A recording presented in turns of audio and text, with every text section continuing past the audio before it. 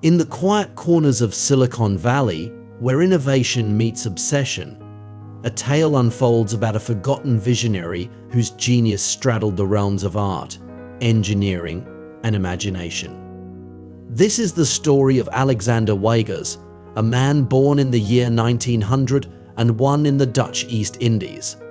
His journey would take him across continents and through disciplines, leaving a legacy that is as enigmatic as it is inspiring.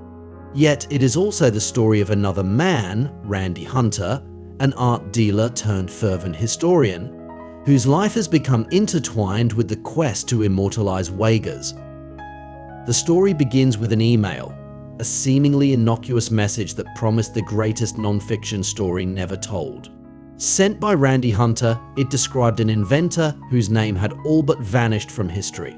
Intrigued, the recipient embarked on a journey to uncover the layers of a man whose contributions had been overshadowed by time.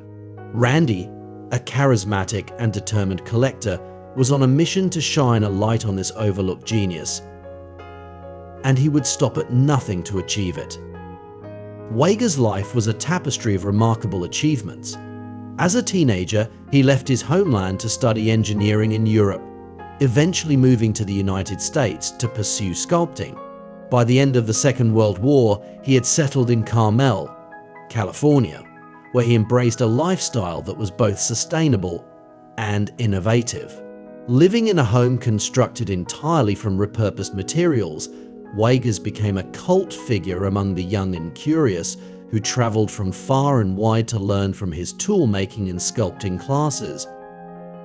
For Randy Hunter, the discovery of Weygers' work in 2008 was nothing short of a revelation. Attending the first ever sale of the artist's sculptures, Randy purchased the entire collection. What began as a business opportunity soon turned into a lifelong passion.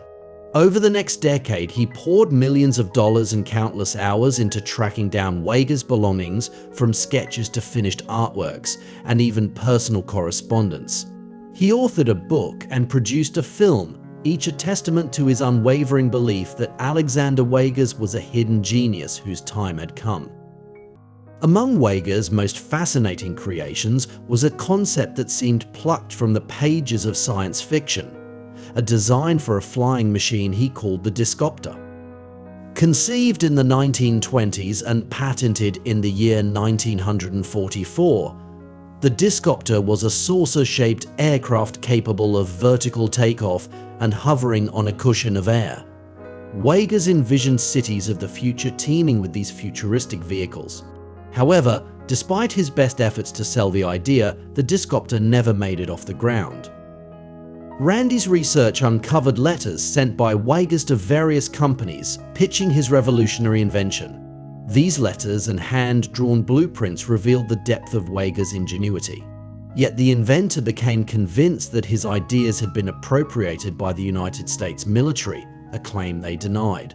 Regardless, echoes of the Discopter appeared in popular culture, influencing everything from automotive design to science fiction cinema.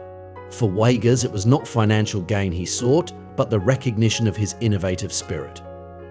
Randy Hunter's journey into the life of Weygers became more than just a professional endeavor, it turned deeply personal. As Randy battled cancer, his determination to preserve and promote Weygers' legacy only intensified. Despite his declining health, he transformed his home into a sanctuary of Weygers-inspired art and memorabilia.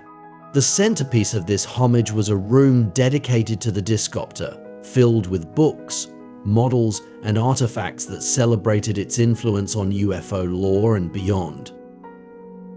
In an extraordinary display of commitment, Randy and his partner Kathy purchased the land where Weygers once lived for $1,600,000. Although the original house no longer stands, Randy set about recreating Weygers' world. He began constructing a blacksmith studio, artist workshop, and even a museum dedicated to Weygers' life and work. One of his most whimsical plans includes building a UFO-shaped fire pit.